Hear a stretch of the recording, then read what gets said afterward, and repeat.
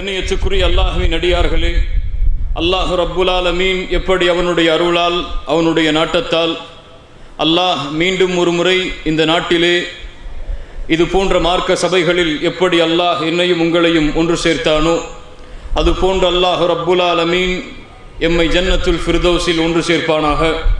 அதிலும் குறிப்பாக அல்லாஹுடைய தூதர் முஹம்மது ரசூலுல்லாஹ் ஸல்லல்லாஹு அலைஹி வஸல்லம் அவர்களோடும் அவர்களுடைய தோழர்களோடும் அல்லாஹ் என்னையும் உங்களையும் உலக முஸ்லிம்களையும் ஒன்று சேர்ப்பானாக.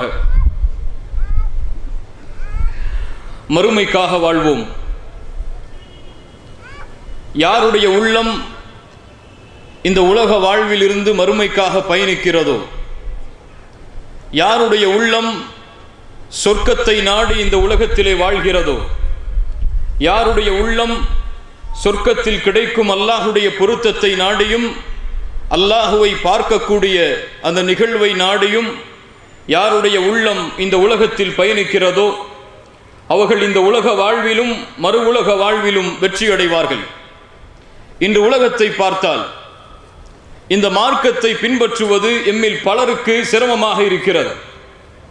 ரசூலுல்லாஹி ஸல்லல்லாஹு அலைஹி வஸல்லம் அவர்கள் சொன்னதைப் போல் இறுதி காலம் வரும், அந்த காலத்திலே இந்த தீனை பின்பற்றுவது நெருப்பை கையில் வைத்திருப்பதைப் போல். ஆம், ஹலால் ஹராமை பேணுவதெல்லாம், அல்லாஹுடைய மார்க்கம் எமக்கு விதித்த சட்டங்களையும் வரைமுறைகளையும் செயல்படுத்துவதெல்லாம் எம்மில் பெரும்பாலான மக்களுக்கு சிரமமான ஒன்றாக காட்சியளிக்கிறது. ஏன் தெரியுமா? ஏன் எம்மால் அல்லாஹுடைய கட்டளைகளுக்கும் அல்லாஹுடைய ரசூல் ஸல்லல்லாஹு அலைஹி வஸல்லம் அவர்களுடைய போதனைகளுக்கும் எம்மால் முழுமையாக செவிதாழ்க்க முடியவில்லை. குர்ஆன் ஒன்றை சொன்னது, ஹதீஸ் ஒன்றை சொன்னது. ஆனால் எம்மில் எத்துணை பேருடைய வாழ்க்கை இந்த இரண்டுக்கும் ஒரே பாதையில் அமைந்து கொண்டிருக்கிறது. ஆயிஷா ரலியல்லாஹு அன்ஹா எம்முடைய இந்த கேள்விகளுக்கெல்லாம் தங்களுடைய வார்த்தையில் பதில் சொல்லுகிறார்கள். இமாம் புகாரி ரஹிமஹுல்லாஹ் ஆயிஷா ரலியல்லாஹு அன்ஹா அவர்களுடைய இந்த வார்த்தையை பதிவு செய்கிறார்கள். குர்ஆனில் முதலாகவே அல்லாஹ் இறக்கிய வசனங்களில் முதலாவது வசனமாகவே மதுவை அருந்தாதீர்கள் என்று அல்லாஹ் சட்டமாக கொடுத்திருந்தால் எங்களில் எல்லோரும் சொல்லுவோம், ஒருபோதும் எங்களால் மதுவை அருந்தாமல் இருக்க முடியாது என்று. குர்ஆனில் முதலாகவே அல்லாஹ் விபச்சாரத்தின் பக்கம் நெருங்காதீர்கள் என்று சொல்லி இருந்தால் எங்களில் பெரும்பாலான மக்கள் சொல்லுவார்கள், எங்களால் விபச்சாரம் செய்யாமல் இருக்க முடியாது என்று. ஆனால் குர்ஆனிலே அல்லாஹுடைய வஹீயின் மூலமாக எங்களுக்கு முதலாவது கிடைத்த போதனை என்ன தெரியுமா? குர்ஆனில் முஸ்ஹாஃபில் இப்போது அமைந்திருக்கக்கூடிய இறுதி சூறாக்கள், அந்த சூறாக்களில் அல்லாஹ் ரப்புல் ஆலமீன் சொர்க்கத்தை பற்றியும் நரகத்தை பற்றியும் எங்களுடைய உள்ளத்தில் அல்லாஹ் நினைவுபடுத்துவதற்காக அதிகமான வசனங்களை இறக்கினான். எப்போது எங்களுடைய உள்ளம் அந்த வசனங்களை கேட்டு இந்த மார்க்கத்தில் உறுதியானதோ அதற்கு பிறகுதான் அல்லாஹ் இறக்கினான் இது ஹலால் இது ஹராம் என்ற சட்டங்களை. ஆயிஷா ரலியல்லாஹு அன்ஹா என்ன சொல்லுகிறார்கள்? முதலாவதாகவே சட்டங்கள் இறங்கி இருந்தால் ஒருபோதும் எங்களால் செயல்படுத்தி இருக்க முடியாது. எங்களுடைய உள்ளம் சொர்க்கத்தை குறித்து நினைவு காட்டப்பட்டது, எங்களுடைய உள்ளம் நரகத்தை குறித்து நினைவு காட்டப்பட்டது. எப்போது எங்களுடைய உள்ளம் மறுமையின் சிந்தனையால் சூழ்ந்ததோ அப்போதுதான் ஹலால் ஹராமை பேணுவதெல்லாம் எங்களுக்கு எளிதாக மாறியது.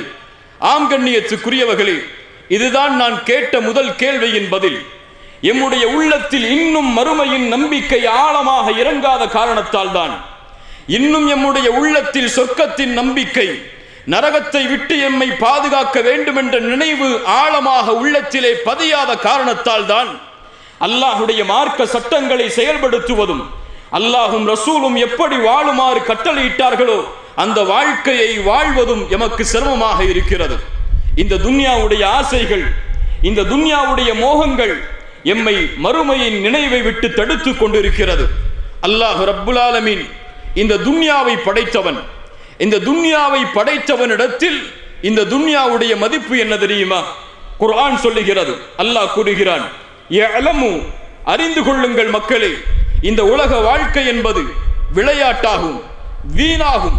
அதன் மூலமாக ஏதாவது சில பலன்களை நீங்கள் அனுபவிக்கலாம், அல்லது பலனில்லாத வீணான செயல்களாக இந்த உலக வாழ்க்கையை நீங்கள் ஆக்கலாம்.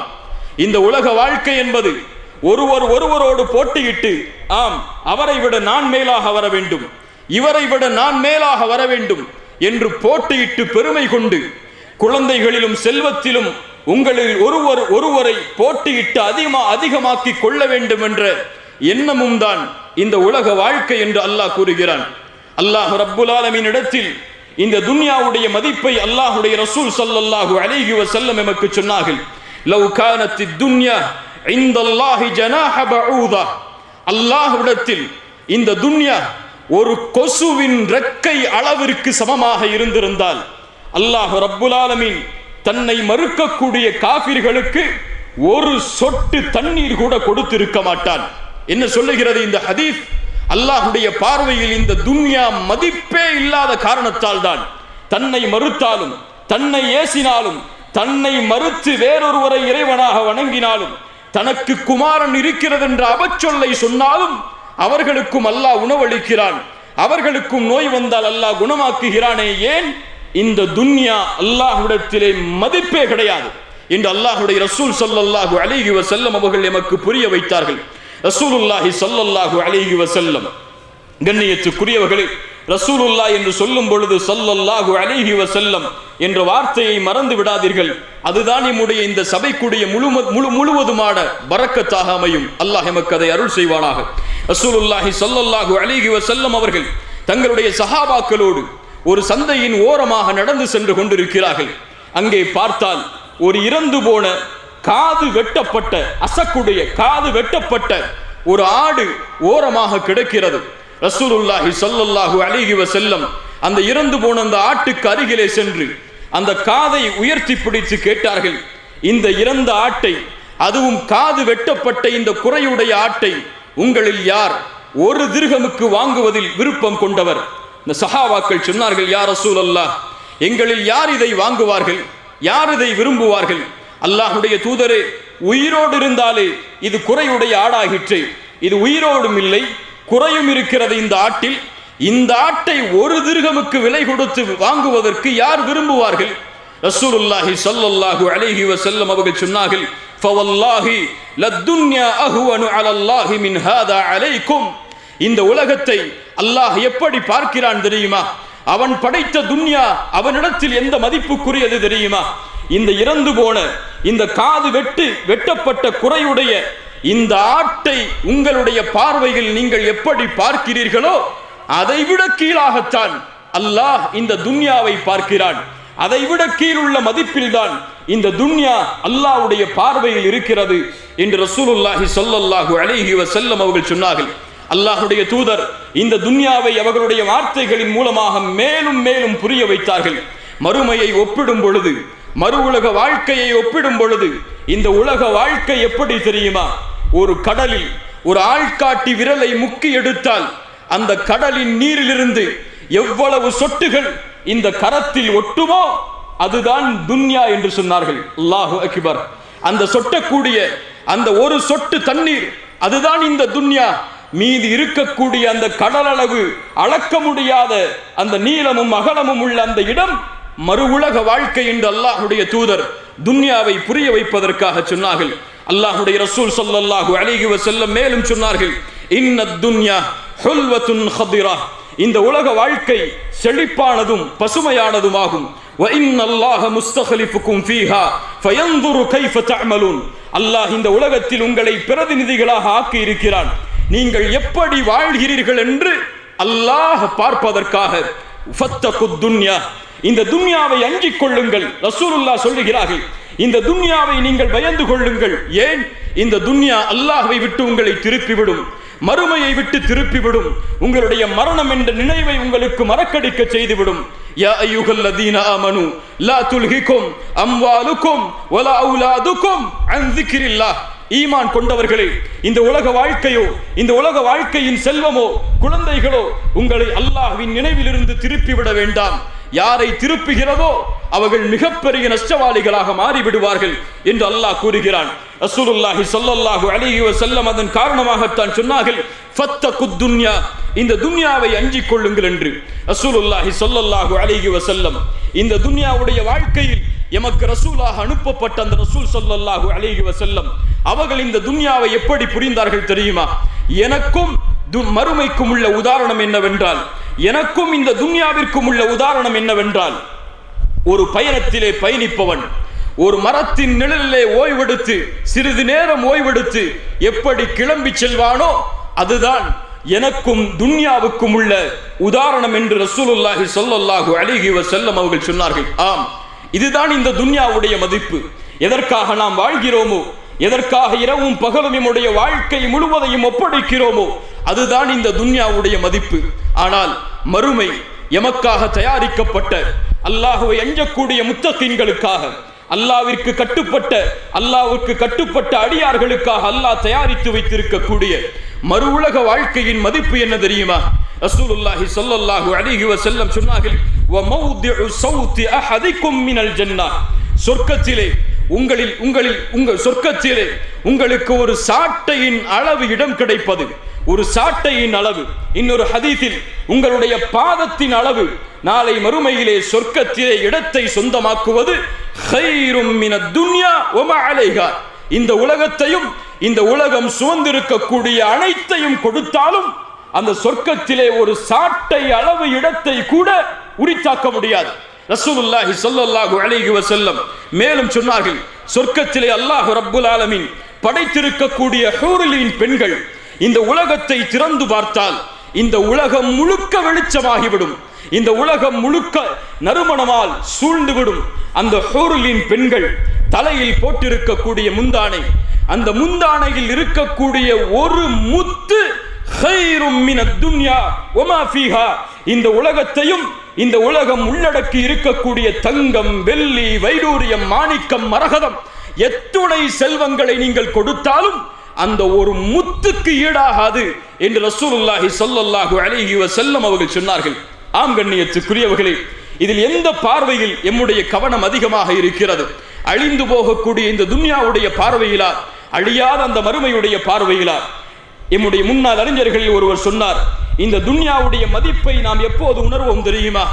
எப்போது இந்த துன்யா எம்மிடத்திலே மதிப்பற்றதாக மாறுகிறதோ அப்போதுதான்.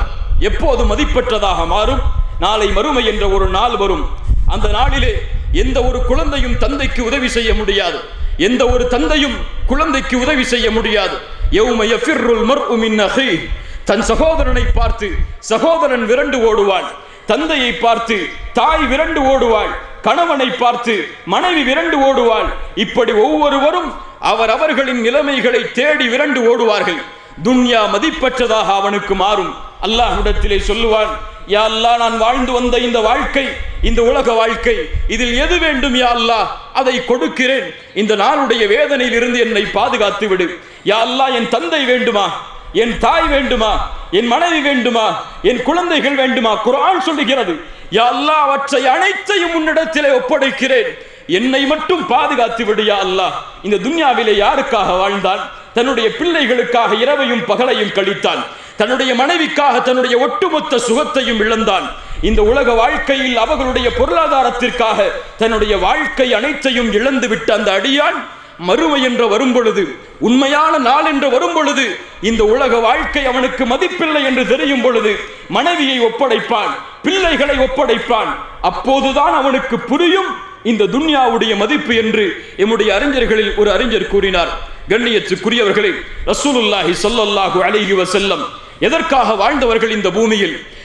அவர்களுக்கு இந்த துன்யாவில் அல்லாஹ் எதை கொடுத்தான்? எம்மிடத்திலே பெரும்பாலான மக்களிடத்திலே இருக்கக்கூடிய செல்வத்தில் எதையாவது ரசூலுல்லாஹி ஸல்லல்லாஹு அலைஹி வஸல்லம் அவர்கள் அனுபவித்திருக்கிறார்களா? எம்முடைய வாழ்க்கையில் நாம் படுகின்ற கஷ்டங்கள், இன்னல்கள், துன்பங்கள், இதுவெல்லாம் ரசூலுல்லாஹி ஸல்லல்லாஹு அலைஹி வஸல்லம் அவர்களுடைய வாழ்க்கையில் பட்ட கஷ்டங்களுக்கு ஈடாகுமா? யோசித்து பாருங்கள். ரசூலுல்லாஹி ஸல்லல்லாஹு அலைஹி வஸல்லம் அவர்களுக்கு அல்லாஹ் இந்த உலகத்திலே சோதனைகளாக கொடுத்தவற்றை அவர்கள் பிறப்பதற்கு முன்னதாகவே தந்தை கிடையாது அவர்களுக்கு. பிறந்ததற்கு பிறகு அவர்களுடைய தாயும் மரணம். சிறிது ஆண்டுகளில் அடுத்தடுத்து அவர்களுடைய பெரிய பாட்டனாரும் சிறிய பாட்டனாரும் மரணம். யாரை இந்த உலகத்திலே பெண்களில் ரசூலுல்லாஹ் அதிகமாக நேசித்தார்களோ அந்த ஹதீஜா ரலியல்லாஹு அன்ஹா அவர்களுடைய வாழ்நாளிலேயே மரணம். யாரை தங்களுடைய பிள்ளைகளாக ரசூலுல்லாஹி ஸல்லல்லாஹு அலைஹி வஸல்லம் அவர்கள் பெற்றெடுத்தார்களோ அந்த ஆண் குழந்தைகளும் அந்த பெண் குழந்தைகளும் ஃபாத்திமா ரலியல்லாஹு அன்ஹா அவர்களை தவிர மற்ற எல்லா குழந்தைகளும் அவர்களுடைய உலக வாழ்வில் அவர்களுடைய முடிவு வருவதற்கு முன்னதாகவே மரணம். என்ன சிரமம், எவ்வளவு பெரிய கஷ்டம்! இத்துணை சிரமங்களிலும் ரசூலுல்லாஹுடைய வாழ்க்கை. ஆயிஷா ரலியல்லாஹு அன்ஹா சொல்லுகிறார்கள், காலை நேரத்திலே ரசூலுல்லாஹ் வருவார்கள் எங்களுடைய வீட்டில். ஏதாவது உணவு இருக்கிறதா என்று கேட்பார்கள். நாங்கள் சொல்லுவோம் இல்லை என்று. ரசூலுல்லாஹ் சொல்லுவார்கள், நான் இந்த நாள் நோன்பாளி என்று. ஆயிஷா ரலியல்லாஹு அன்ஹா சொல்லுகிறார்கள், மதீனாவில் நாங்கள் வந்ததிலிருந்து 3 நாட்கள் தொடர்ச்சியாக எங்களுடைய வயிறுகள் ரொட்டியை கூட முழுமையாக உண்டது கிடையாது. அல்லாஹு அக்பர். 2 மாதங்கள் எங்களுடைய வாழ்நாளில் கடந்து செல்லும். எங்களுடைய வீடுகளில் தண்ணீரும் பேரித்தம்பலமும் தான் எங்களுக்கு உணவாக அல்லாஹ் ரப்புல் ஆலமீன் கொடுத்திருந்தான் என்று யோசித்து பாருங்கள். ரசூலுல்லாஹி ஸல்லல்லாஹு அலைஹி வஸல்லம் அவர்களுடைய வாழ்க்கையை, சஹாபாக்களுடைய வாழ்க்கையை. அல்ஹாகுமுத் தகாசுர் அந்த சூரா இறங்குகிறது. வல துஸ்அலுன்ன யௌமைதின் அனின் நஈம். உங்களுடைய அருட்கொடைகளுக்காக நீங்கள் மறுமையில் விசாரிக்கப்பட்டே தீருவீர்கள் என்ற வசனம் இறங்குகிறது. சஹாபாக்கள் வருகிறார்கள், யா ரசூலல்லாஹ், எங்களுடைய எந்த அருட்கொடைக்காக நாங்கள் மறுமையில் விசாரிக்கப்படுவோம்? எங்களிடத்தில் இருப்பதோ இந்த தண்ணீரும் இந்த பேரித்தம்பலமும் தான் எங்களுடைய வயிறுகளை நிரப்புகிறது. எங்களுடைய வாள்களோ கழுத்தில் தொங்கவிடப்பட்டிருக்கிறது. எங்களுடைய எதிரிகளோ எங்களுக்கு முன்னால் இருக்கிறார்கள். இந்த நேரத்திலே கிடைக்கக்கூடிய இந்த சிறிய தண்ணீரும் பேரித்தம்பலமும் இந்த உணவும் இந்த அருட்கொடையும் எங்களுக்கு நாளை மறுமையிலே விசாரிக்கப்படுமா? ரசூலுல்லாஹி ஸல்லல்லாஹு அலைஹி வஸல்லம் சொன்னார்கள், இன்ன ذلك ليكون, அது நடந்தே தீரும் என்று. அல்லாஹு அக்பர். خليفة உமர் இப்னு அல்-கத்தாப் ரலியல்லாஹு அன்ஹு மிம்பரிலே ஏறி நிற்பார்கள். இந்த உலகமெல்லாம் அவர்களுக்கு முன்னால் கொண்டு வந்து வைக்கப்பட்டது. 14 ஒட்டுகளுடைய ஆடைகளோடு ஹலீஃபா மிம்பரில் ஏறி நிற்பார்.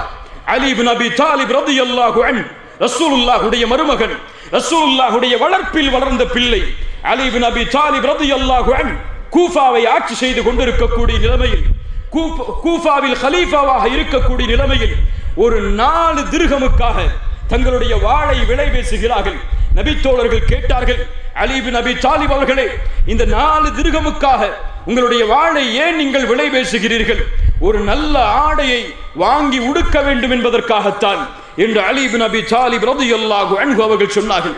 யோசித்து பாருங்கள் இந்த ரசூலுல்லாஹுடைய வாழ்க்கையை, யோசித்து பாருங்கள் இந்த நபித்தோழர்களுடைய வாழ்க்கையை. உமர் இப்னு அல்-கத்தாப் ரலியல்லாஹு அன்ஹு, உங்களுடைய கவனங்களை கொஞ்ச நேரம் என்னிடத்திலே கொடுங்கள். அல்லாஹ் ரப்புல் ஆலமீன் நமக்கு அருள் செய்யட்டும். அல்லாஹ் இதன் மூலமாக நம்முடைய வாழ்வில் பலனை ஏற்படுத்தட்டும். உமர் இப்னு அல்-கத்தாப் ரலியல்லாஹு அன்ஹு ரசூலுல்லாஹி ஸல்லல்லாஹு அலைஹி வஸல்லம் அவர்கள் தங்கி இருக்கக்கூடிய அறையில் நுழைகிறார்கள். அங்கே பார்க்கிறார்கள் ரசூலுல்லாஹை சுற்றி இருக்கக்கூடிய உலக விஷயங்களை. ரசூலுல்லாஹி ஸல்லல்லாஹு அலைஹி வஸல்லம் அவர்கள் படுத்திருந்த அந்த விரிப்புகளை எல்லாம் உமர் இப்னு அல்-கத்தாப் ரலியல்லாஹு அன்ஹு அவர்கள் பார்க்கிறார்கள். ரசூலுல்லாஹ் எழுந்திருக்கிறார்கள் அந்த விரிப்பிலிருந்து. அவர்களுடைய முதுகில் அந்த விரிப்பில் படுத்திருந்த அடையாளங்கள் எல்லாம் தெரிய ஆரம்பிக்கிறது. அல்லாஹுடைய ரசூலுடைய, உலகத்தின் தலைவருடைய, அல்லாஹுடைய ஹபீபுடைய நிலைமையை பார்த்தவுடன் உமர் அவர்கள் தாரை தாரையாக அழ ஆரம்பிக்கிறார்கள். ரசூலுல்லாஹி ஸல்லல்லாஹு அலைஹி வஸல்லம் கேட்டார்கள், உமரே ஏன் அழுகிறீர் நீங்கள்? ரசூலுல்லாஹ்வை பார்த்து உமர் இப்னு அல்-கத்தாப் ரலியல்லாஹு அன்ஹு அவர்கள் சொன்னார்கள், யா ரசூலல்லாஹ், கிஸ்ரா கைசருடைய கோட்டைகளில் வசிக்கக்கூடிய அரசர்கள் எல்லாம் அவர்களுடைய நிலைமையில் இருக்கும் பொழுது எங்களுடைய ரசூல் நீங்கள், இந்த உலகத்தின் தலைவர் நீங்கள், உங்களுடைய நிலைமை ஒரு படுப்பதற்கே சரியான விரிப்பு இல்லாத நிலைமையே. அல்லாஹ்வுடைய ரசூல் ஸல்லல்லாஹு அலைஹி வஸல்லம் இந்த துன்யாவை புரிந்தவர்கள், மறுமைக்காக தன்னுடைய வாழ்வை தயார்படுத்தியவர்கள். அவர்கள் சொன்னார்கள், அமா தர்தா யா உமர், அமா தர்தா யா உமர் அன் தகூன லஹுமுத் துன்யா வலனல் ஆখিরা. சுப்ஹானல்லாஹ், என்ன வார்த்தை இது! உமரே, நீ பொருந்திக் கொள்ளவில்லையா?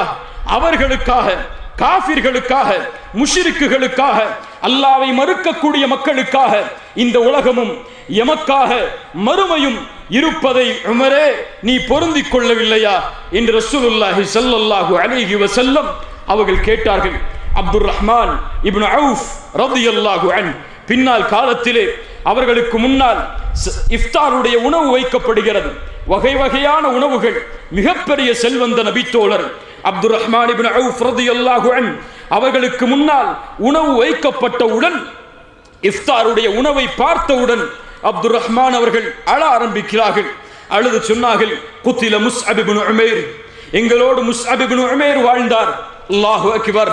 என்ன ஒரு நபித்தோழர் அவர். அவருடைய வாழ்வை எப்படி இந்த நேரத்திலே சொல்லாமல் இருக்க முடியும்? மிகப்பெரிய செல்வந்தவராக இருந்து அல்லாஹுடைய தீனுக்காக, மறுமைக்காக ஒட்டுமொத்த செல்வத்தையும் இழந்த அந்த நபித்தோழரை கொஞ்சம் நினைத்து பாருங்கள். அந்த முஸ்அபை நினைக்கிறார் அப்துர் ரஹ்மான் இப்னு அவுஃப். அந்த உணவை பார்க்கும் பொழுது முஸ்அப் இப்னு உமைர் எங்களோடு வாழ்ந்தார். அவர் யார் தெரியுமா? வஹுவ கைரும் மின்னி. அல்லாஹு அக்பர். அவர் என்னை விட சிறந்தவர். ஆம், நபித்தோழர்கள் அப்படித்தான். அவர்கள் இன்னொரு நபித்தோழரை தன்னை விட சிறந்தவராக பார்ப்பார்கள். இன்னொரு நபித்தோழர் முன்னால் சென்று தான் பின்னால் வருவதை அந்த நபித்தோழர்கள் பெருமையாக நினைத்தார்கள். பிற சஹாபியுடைய முன்னேற்றத்தில் விருப்பம் கொண்டு இந்த பூமியில் வாழ்ந்தார்கள். ஏன்? அவர்களுக்கு இந்த உலகத்திலே செல்வம் பெரிதில்லை, இந்த உலகத்திலே ஆட்சி அதிகாரங்கள் பெரிதில்லை, அவர்களுக்கு இந்த உலகத்திலே ஹிலாஃபத் பெரிதில்லை, அவர்களுக்கு இந்த உலகத்திலே தலைமைத்துவம் பெரிதில்லை, அவர்களுக்கு இந்த உலகத்திலே மக்களுக்கு முன்னால் நான் தெரிய வேண்டும் என்ற நினைவு பெரிதில்லை. அபு உபைதா ரலியல்லாஹு அன்ஹு, காலித் இப்னு வலீத் ரலியல்லாஹு அன்ஹு, இந்த இருவருக்கும் அல்லாஹ்வுடைய ரசூல் ஸல்லல்லாஹு அலைஹி வஸல்லம் அவர்களுடைய மரணத்திற்கு பிறகு நடந்த நிகழ்வுகளை நினைத்து பாருங்கள். கண்கள் கலங்கிவிடும். அந்த நிகழ்வுகளை நினைத்து பார்த்தால் அல்லாஹ்வுடைய தூதர் ஷாமை நோக்கி அனுப்பக்கூடிய படைக்கு அபு உபைதாவை படை தளபதியாக ஆக்கினார்கள். அபூபக்கர் சித்திக் ரலியல்லாஹு அன்ஹு ஆட்சி பொறுப்பை எடுத்தவுடன் காலித் இப்னு வலீதை அந்த படைக்கு தளபதியாக ஆக்கி அபு உபைதாவை அந்த படையின் பின்னால் படை தளபதியாக ஆக்கி பின்னால் படையில் உள்ளவராக ஆக்கினார்கள். உமர் இப்னு கத்தாப் ரலியல்லாஹு அன்ஹு மறுபடியும் ஆட்சிக்கு வந்தவுடன், இரண்டாவது ஹலீஃபாவாக வந்தவுடன் காலித் இப்னு வலீதை ஆட்சி பொறுப்பிலிருந்து இறக்கி அபு உபைதாவை மீண்டும் அந்த படைக்கு தளபதியாக மாற்றினார்கள்.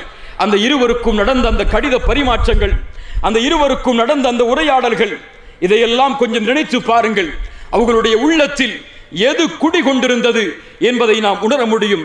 அப்துர் ரஹ்மான் இப்னு அவுஃப் ரலியல்லாஹு அன்ஹு அவர்கள் தொடர்கிறார்கள், எங்களிடத்திலே வாழ்ந்த முஸ்அப் இப்னு உமைர் மரணித்தார்.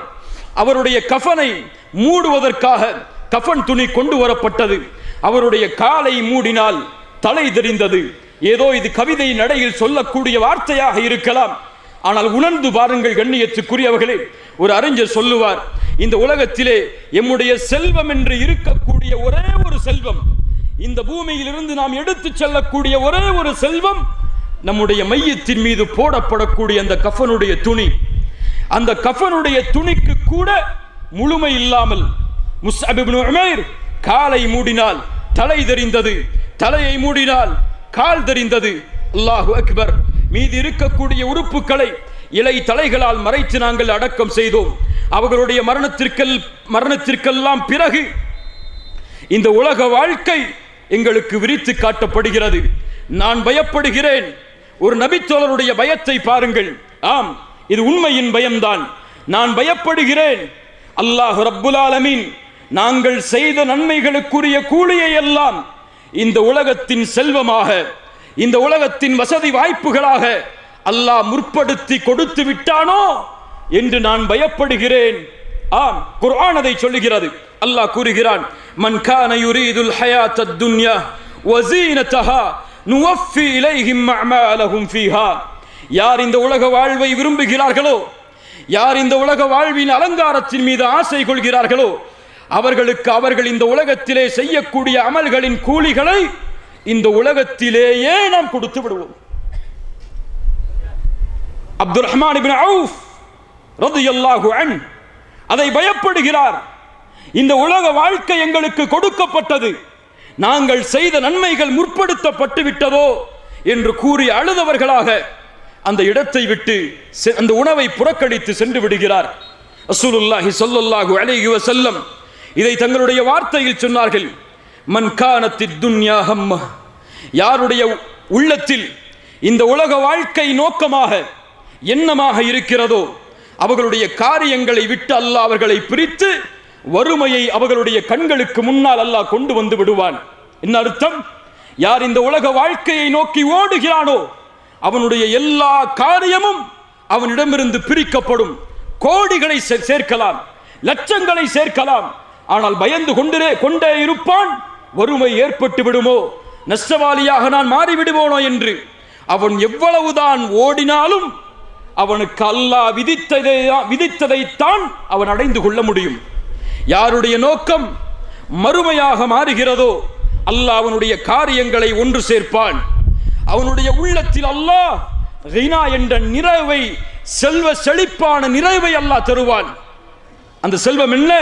கோடிகளை கொடுப்பதா? கிடையாது. அவர் 1000 தீனாரை, 1000 ரியாதை தன்னுடைய வாழ்வில் சம்பாதித்தாலும் நிம்மதியோடு வாழ்வார். கோடியில் இல்லாதவன் நிம்மதியை கூட 1000 ரியாதை கொண்டு அவர் மாதத்தில் அடைய முடியும். அப்படிப்பட்ட மன நிறைவை அல்லாஹ் அவருடைய உள்ளத்தில் கொடுப்பான். அல்லாஹு அக்பர். யார் மறுமையை நோக்கி பயணிக்கிறானோ அவனுக்கு அல்லாஹ் மறுமையை மட்டும் தான் கொடுப்பானா? உலக வாழ்வை அல்லாஹ் கொடுக்க மாட்டானா? அல்லாஹுடைய ரசூல் சொன்னார்கள், யார் இந்த உலக வாழ்வை விட்டு மறுமையை நோக்கமாக கொண்டு பயணிக்கிறானோ அவனுக்கு முன்னால் இந்த துன்யா பணிந்துவிடும். இந்த துன்யா பணிந்த நிலையில் வரும். அவன் தேட மாட்டான், ஆனால் இந்த துன்யா அவனை கண்ணியப்படுத்தி கொண்டே இருக்கும் என்று ரசூலுல்லாஹி ஸல்லல்லாஹு அலைஹி வஸல்லம் அவர்கள் சொன்னார்கள். மறுமையை முன்னோக்கிய நபித்தோழர்கள் இவர்கள் எல்லாம். பத்ருடைய களத்தில் அல்லாஹ்வுடைய ரசூல் ஸல்லல்லாஹு அலைஹி வஸல்லம் அவர்கள் சொன்னார்கள், கூமு இலல் ஜன்னah. மறுமையை நினைவுபடுத்துகிறார்கள் போர்க்களத்தில். சொர்க்கத்திற்காக எழுந்திருங்கள், அதனுடைய அகலம் வானம் பூமிகளை வியாபித்திருக்கிறது. ஒரு நபித்தோழர் உமைர் இப்னுல் ஹுமாம் ரலியல்லாஹு அன்ஹு கையில் பேரித்த மலத்தை சாப்பிட்டுக் கொண்டிருக்கிறார். சில வார்த்தைகளை சொல்லுகிறார். ரசூலுல்லாஹ் சொன்னார்கள், ஏன் இந்த வார்த்தையை சொன்னாய் உமைர் இப்னு ஹுமாம் அவர்களே? அந்த நபித்தோழர் சொன்னார், யா ரசூலல்லாஹ், சொர்க்கம் அவ்வளவு அழகானதா? அதில் உள்ளவனாக நான் மாற வேண்டும் என்பதற்காகத்தான் இப்படி ஆசை கொண்டேன். ரசூலுல்லாஹி ஸல்லல்லாஹு அலைஹி வஸல்லம் சொன்னார்கள், உமைர் இப்னு ஹுமாமே, நீ யார் தெரியுமா? அந்த சொர்க்கத்தில் உள்ளவன் தான். அல்லாஹு அக்பர். உலகத்தில் வாழும் பொழுதே அந்த நபித்தோழர்கள் அவர்களுக்கு கிடைத்த நற்செய்தியை பாருங்கள். உமைரே, நீ அதில் உள்ளவன் தான். ரசூலுல்லாஹ்விடமிருந்து சொர்க்கத்தின் நற்செய்தியை உலகத்தில் கேட்ட மாத்திரத்தில் அந்த நபித்தோழர் பேரித்த மலத்தை சாப்பிட்டுக் கொண்டிருக்கக்கூடிய நேரத்தில் அதை தூக்கி எறிந்து சொன்னார், சொர்க்கம் எனக்கு சுப செய்தி கூறப்பட்டதற்கு பிறகு இந்த உலக வாழ்வில் நான் வாழ்வதை மிக நீளமாக வெட்கமாக கருதுகிறேன் என்று கூறி தூக்கி எறிந்தார். தான் கொல்லப்படும் வரை, ஷஹீதாக்கப்படும் வரை போராடினார். ஆம், சொர்க்கத்தையும் அடைந்து கொண்டார். சுப்ஹானல்லாஹ். கண்ணியத்துக்குரியவர்களை யோசித்து பாருங்கள். அந்த சஹாபாக்களுக்கு இந்த துன்யா சிறுமையாக தெரிந்தது, மறுமை மிகப்பெரியதாக தெரிந்தது. அதனால்தான் எதை அந்த மறுமைக்காக அர்ப்பணிக்க அவர்கள் ஏவப்பட்டாலும் அர்ப்பணிக்க அவர்கள் தயார். ஹந்தலா ரலியல்லாஹு அன்ஹு திருமணம் முடித்த முதல் இரவில் மனைவியை விட்டு பிரிந்து போர்க்களத்தில் ஷஹீதானாரே. ஏன்? மறுமையை நோக்கமாக கொண்ட காரணத்தால். அபூபக்கர் ஸித்தீக் ரலியல்லாஹு அன்ஹு, எதை முற்படுத்தி வந்திருக்கிறீர்? எதை வீட்டிலே விட்டு வந்திருக்கிறீர்? யா ரசூலல்லாஹ், என்னுடைய வீட்டில் அல்லாஹ்வையும் ரசூலையும் வைத்திருக்கிறேன், எல்லாவற்றையும் உங்களுக்கு முன்னால் கொண்டு வந்து விட்டேன். ஏன்? மறுமை அவர்களுக்கு பெரிதாக தெரிந்த காரணத்தால். ஆனால் எமக்கு இந்த உலகம் பெரிதாக தெரிகிறது. உலக செல்வங்களும் வசதிகளும், உலகத்திலே கிடைக்கக்கூடிய பெருமைகளும் பேராசைகளும் எம்முடைய உள்ளத்தில் பெருமையாக காட்சியளிக்கிறது. ஒரு அறிஞர் தன்னுடைய உரையில் சொன்னார், சிந்திக்க வேண்டிய செயல்தான் அது.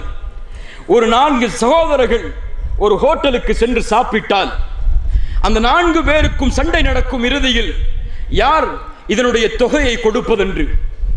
அதே மனிதர்கள் அந்த ஹோட்டலில் இருந்து வெளியே வந்தால் ஒரு மிஸ்கீன் அவர்களிடத்திலே கையேந்தி அந்த 4 பேரில் ஒவ்வொருவரும் தயங்குவார்கள், யார் இந்த சதக்காவை செய்வதென்று. ஏன்? நமக்கு எது பெரிதாக இருக்கிறது, எது பெரிதாக இல்லை? நபித்தோழர்களுக்கு மறுமை பெரிதாக இருந்தது. அதனால் அல்லாஹ் செய் என்று சொன்னால் செய்தார்கள். அல்லாஹ் இதை செயல்படு என்று சொன்னால் செயல்பட்டார்கள். அபூபக்கர் ஸித்தீக் ரலியல்லாஹு அன்ஹு, மிஸ்தாஹ் தன்னுடைய மகளின் மீது ஒரு மிகப்பெரிய கேவலமான பழிச்சொல்லை இட்டவர் தான் வளர்த்து வந்த ஒரு நபித்தோழர். ஆனால் அவருக்கு இனிமேல் நான் கொடுத்து வந்த உதவியை செய்ய மாட்டேன் என்று சத்தியமிட்ட பொழுது அல்லாஹ் வசனத்தை இறக்கினான், அலா துஹிப்பூன அய்யக்ஃபிரல்லாஹு லக்கும், உங்களை அல்லாஹ் மன்னிப்பதை நீங்கள் விரும்பவில்லையா? மன்னியுங்கள், பிறரை விட்டுக் கொடுங்கள். அல்லாஹ்விடத்திலிருந்து இந்த வசனம் இறக்கப்பட்டவுடன் அபூபக்கர் ரலியல்லாஹு அன்ஹு சொன்னார்கள், மிஸ்தஹுக்கு நான் செய்து வந்த உதவியை இனிமேல் தொடர்வேன் என்று. ஏன்? அவர்களுக்கு தேவை மறுமை. அதற்காக எதை இழக்கவும் அவர்கள் தயார். எமக்கு தேவை இந்த உலகம் இல்ல மாஷா அல்லாஹ். அதனால் மறுமைக்காக எதை இழக்க கூறினாலும் கொஞ்சம் பின்னால் செல்கிறோம். அல்லாஹ் எம்மை பாதுகாப்பானாக. கண்ணியத்துக்குரியவர்களே, இந்த துன்யாவை நாம் விசாலமாக பார்க்கிறோம். இந்த துன்யாவுடைய வசதி வாய்ப்புகளை நாம் பெரிதாக பார்க்கிறோம். நபித்தோழர்கள் இதை இறுக்கமான வாழ்வாக பார்த்தார்கள். ரிபி இப்னு ஆமிர் ரலியல்லாஹு அன்ஹு ஏழ்மையான நபித்தோழர். ருஸ்தும் மிகப்பெரிய பாரசீக நாட்டின் அதிபதி. அவரை சந்திப்பதற்காக சஅத் ரலியல்லாஹு அன்ஹு அவர்கள் மூலமாக அனுப்பப்படுகிறார்கள். ரிபி இப்னு ஆமிர் அந்த அரண்மனைக்குள் நுழையக்கூடிய காட்சிகள், அங்கே அவர்கள் பேசிய உரையாடல், இந்த நேரமெல்லாம் அதற்கு போதாது. அந்த ருஸ்தும் மாட மாளிகையில் வசிக்கக்கூடிய இந்த அரசன் ரிபியை பார்த்து கேட்கிறான், ரிபி, எதற்காக நீ வந்திருக்கிறாய்? அவர்கள் சொன்னார்கள், நஹ்னு கௌமுன் இப்தஅஸன அல்லாஹ், நாங்கள் ஒரு கூட்டம், அல்லாஹுவால் அனுப்பப்பட்ட ஒரு கூட்டம். தங்கத்தை விட மேலான ஒரு உலோகத்தால் எழுதப்பட வேண்டிய வார்த்தைகள் அவை. ஆம், நாங்கள் யார்? அல்லாஹுவால் அனுப்பப்பட்ட ஒரு கூட்டம். எங்களின் நோக்கம் படைப்பினங்களை வணங்கக்கூடிய மக்களை படைத்தவனை வணங்க வைப்பதுதான் எங்களின் நோக்கம். மினத்தீக்கி துன்யா இலா சஅதிஹா. சுப்ஹானல்லாஹ். சஹாபாக்கள் இந்த துன்யாவை புரிந்தார்கள். எங்களுடைய நோக்கம் இந்த உலக வாழ்வின் நெருக்கடியை விட்டு விசாலத்தின் பக்கம் அழைப்பதற்காக. எது விசாலம்? ஈமானோடு எது இல்லாமல் வாழ்ந்தாலும் இதுதான் விசாலம். ஈமான் இல்லாமல் இந்த உலகமே கிடைத்தாலும் அது விசாலம் கிடையாது என்பதை புரிந்த அந்த நபித்தோழர் சொன்னார். அபு ஹனீஃபா ரஹிமஹுல்லாஹ் அவர்கள் சொல்லுவார்கள், எம்மிடத்தில் இருக்கக்கூடிய இந்த ஈமானின் மகிழ்ச்சியை அரசர்களும் அவர்களுடைய பிள்ளைகளும் அறிந்தால் எம்மோடு போர் செய்தாவது இதை எடுத்து சென்று விடுவார்கள் என்று. அல்லாஹு அக்பர். இந்த ஈமான் பெருமதியானது. அல்லாஹ்விற்கு கட்டுப்படக்கூடிய இந்த தன்மை பெருமதியானது. எதற்காக வாழ்கிறோம் கண்ணியத்துக்குரியவர்களே? எதை நோக்கமாக கொண்டு வாழ்கிறோம்? எதை நிம்மதியாக நினைத்து வாழ்கிறோம்? முடிவடையக்கூடிய இந்த உலக வாழ்வையா? நிரந்தரம் என்று யாருக்கும் இல்லாத இந்த வாழ்வையா? எது மகிழ்ச்சியான வாழ்க்கை? முஹம்மது ரஹிமஹுல்லாஹ் அவர்களிடத்திலே கேட்கப்பட்டது, ஒரு மனிதன் எப்போது உண்மையான மகிழ்ச்சியை அடைவான்? மறுமையை புரிந்த உலக வாழ்வை அறிந்த அந்த இமாம் அவர்கள் சொன்னார்கள், எப்போது அவன் சொர்க்கத்திலே முதல் 8 எடுத்து வைப்பாடோ அப்போதுதான். ஒரு முஃமினுக்கு உண்மையான மகிழ்ச்சி அப்போதுதான். அல்லாஹு அக்பர். என்ன உலகம் அது? மாலா ஐனுன் ரஅத் வலா உத்னுன் சமிஅத் வலா خطر على قلب بشر. எந்த கண்களும் அதை பார்த்திருக்காது, எந்த காதுகளும் அதன் சப்தத்தை கேட்டிருக்காது, எந்த உள்ளத்திலும் அந்த சொர்க்கம் இப்படித்தான் என்ற கற்பனை கூட உதித்திருக்காது. என்ன உலகம் அது? நான் உங்களுக்கு மறு உலகை பற்றி பேச வரும் பொழுது சொர்க்கத்தில் கிடைக்கும் நிஅமத்துகளை பற்றி பேசவில்லை உங்களிடத்திலே. அதுவெல்லாம் நிஅமத்துகள் தான். சொர்க்கத்தில் கிடைக்கும் மாளிகைகள், சொர்க்கத்திலே கிடைக்கும் அந்த பூஞ்சோலைகள், சொர்க்கத்திலே இருக்கும் தோட்டங்கள், ஆறுகள், மதுபானங்கள், அங்கே இருக்கும் சிறுவர்கள், அங்கே கிடைக்கும் மனைவிமார்கள், அதனுடைய அழகையெல்லாம் வர்ணிக்க முடியாது. எப்படி அதனுடைய அழகை வர்ணிக்க முடியும்? ஒவ்வொரு நாளும் அதனுடைய அழகு உயர்ந்து கொண்டே இருக்கிறது. அல்லாஹு அக்பர்.